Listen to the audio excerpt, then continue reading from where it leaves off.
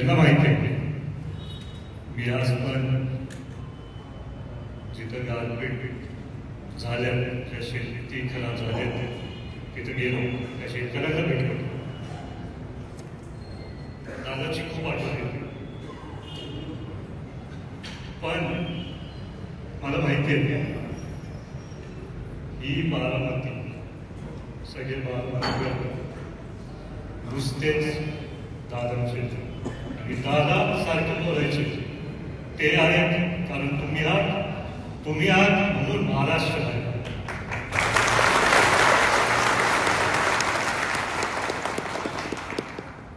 आज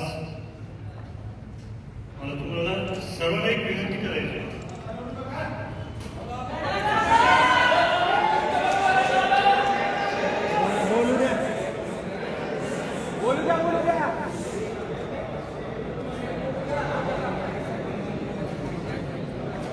आज 28 तारखेला थोरवर आणू शकलो. दादांचं रक्त आहे. शेवटचा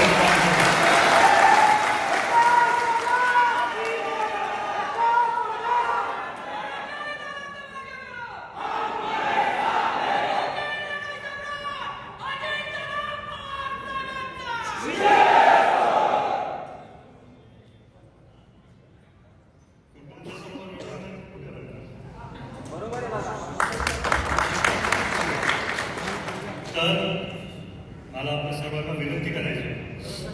मी आज पण पत्रकारांनी मला प्रश्न विचारले, दादा तुम्हाला काय वाटतं की विरोधकांनी ही निवडणूक लढायला पाहिजे का?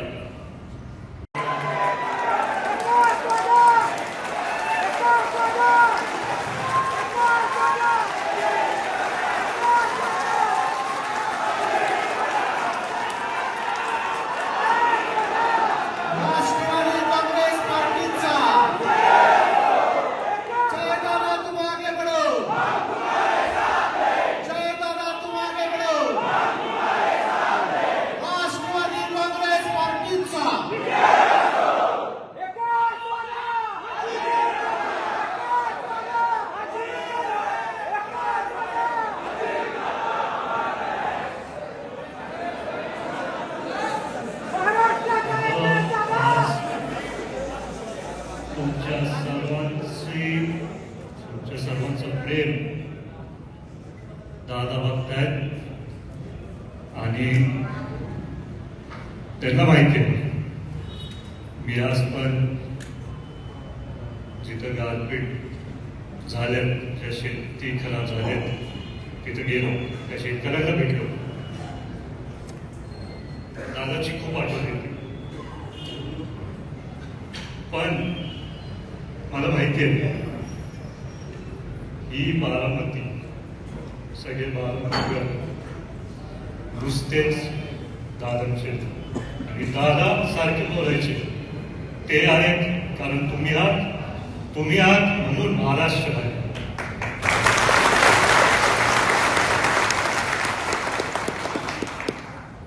आज मला तुम्हाला सर्वांना एक विनंती करायची.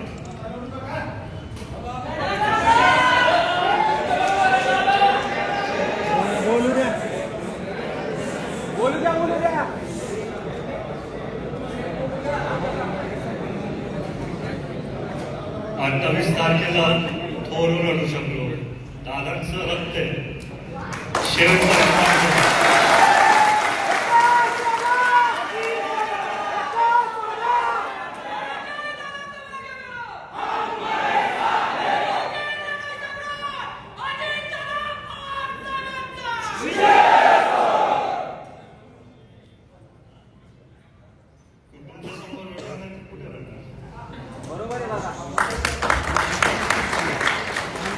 तर मला आपल्या सर्वांना विनंती करायची आहे.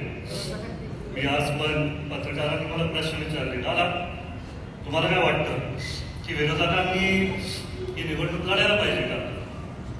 लोकसभेत पण मी बोलत आहे, विधानसभेत पण बोललोय.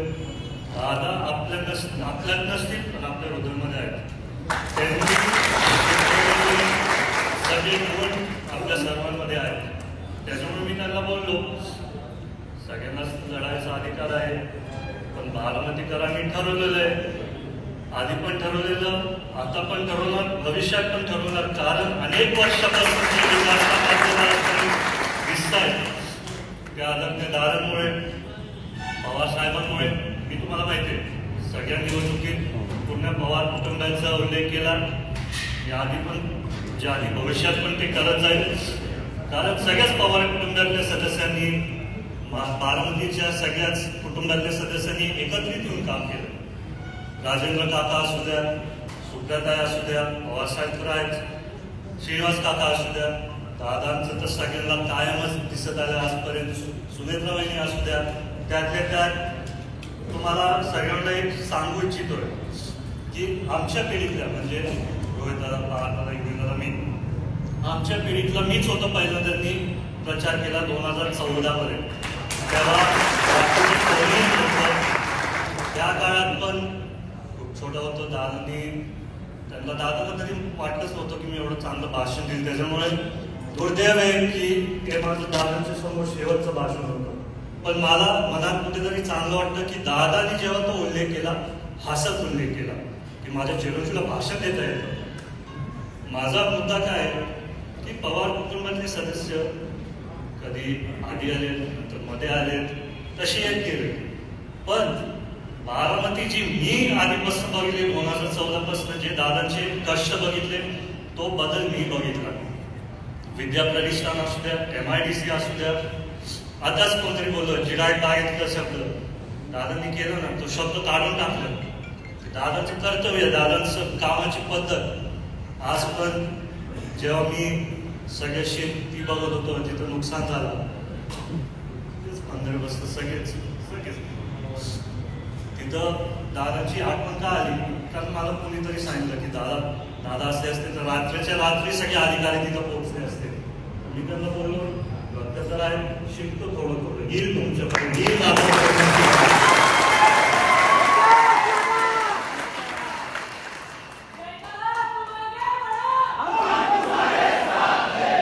आज खरं तर मला एक व्हिडिओ दाखवायचा, किती वेळ लागला स्क्रीनवर,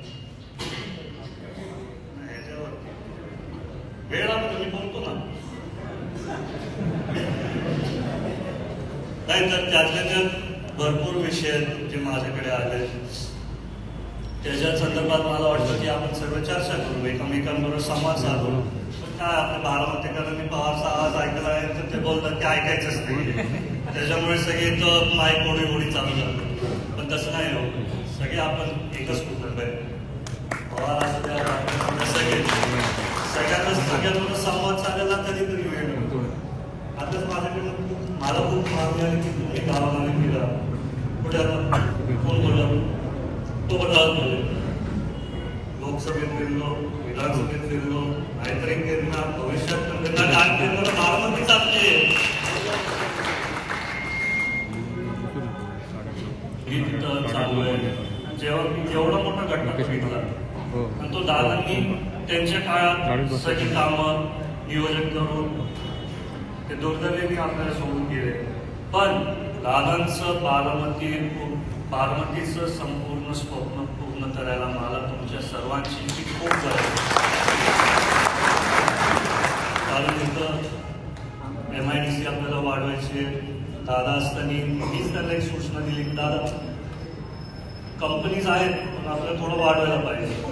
त्याच्यानंतर आम्ही काही लोकांशी बोललो, ते पण तिथं तयार झाले. मग त्याच्यानंतर 28 जानेवारी 2026 आपल्या सर्वांसाठी एक काळा दिवस. त्या दिवशी मला तर अजूनही विश्वास होत नाही. मला कधीतरी वाटतं की दादा दौऱ्यावरून पलीकडे, कधीतरी वाटतं दादाचा फोन येईल. पण तुम्हा सर्वांना भेटून दादा तुमच्या सर्वांमध्ये मला दिसतं.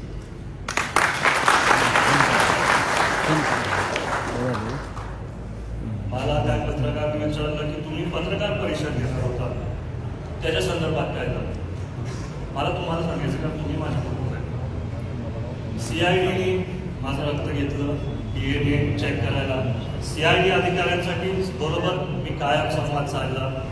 ज्या दिवशी दुर्घटना झाली मी आपल्या DYSP सांगितलं काहीही करून सचिन पवार येते सचिन पवार मी सांगत होतो काहीही करून मला ते ब्लॅक बॉक्स दोन्ही पाहिजे दोन्ही ब्लॅक बॉक्स मिळाले दोन्ही ब्लॅक बॉक्सचे फोटो आपल्याकडे पण कारवाई होऊ द्या अहवाल येऊ द्या पण नंतर एकदा पूर्ण बाहेर आल्यावरती आपण बोलू त्यांना मी बोललो माझे काय मुद्दे होते ते होताना मी स्वतःही सांगितले तर मी परत जाऊन तेच बोलायचं तर आपण पुढे गेलो आपण नवीन मुद्दे मांडायला पाहिजे खरे मुद्दे मांडायला पाहिजे आता अपघात का घातपात मला माहिती नाही ज्या लोकांनी तो व्हिडिओ बघितला त्यांच्या सगळ्यांच्या मनात शंका आहे प्लेन असं होऊ शकत नाही आपल्या सगळ्यांना माहिती आहे तर त्याच्यात मी पण तो एक व्हिडिओ टाकला रोहित सिंगचा विमानात झोपलेला तिथं पण मी लिहिलं की यांच्यावरती अटक करा जोपर्यंत कुठलीही कारवाई होत नाही तोपर्यंत त्यांना अटक करून ठेवा तुम्हाला माहिती आहे जर एक बिल्डिंग पडली